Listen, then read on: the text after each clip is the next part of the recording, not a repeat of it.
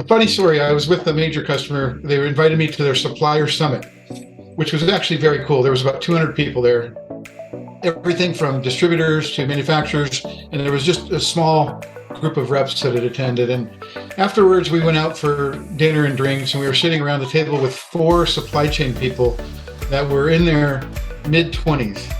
And I asked them, I said, so how do you like to be communicated with, interacting with your suppliers? And they said, oh, well, email's good, but we prefer text. Yeah. And so, well, wait a second, you want your suppliers to text you? And they said, yeah, it's just super efficient. And I said, wow, that's new for me. I didn't really use text that much for business. And they said, oh, you're probably one of those guys that still leaves voicemails. and it's like guilty as charged. So I've changed up my personal style. Yeah.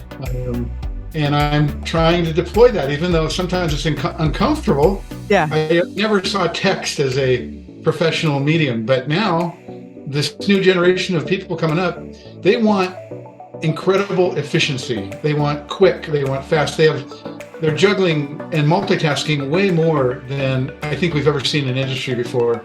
So something to think about, things are changing.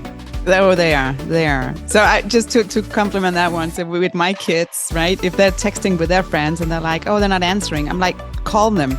You can also, the phone here, right? Oh, well, yeah. No, you don't need to leave a voicemail, but. Thanks for listening to this episode of Mind Innovation Podcast. New episodes are dropping bi-weekly, so make sure you're following wherever you get your podcast. You can find me on LinkedIn, search for Sannah Vinding. You can also find me on YouTube, search for Mind Innovation, or go to my website, sannahvinding.com or mindinnovation.com. Stay curious, keep learning.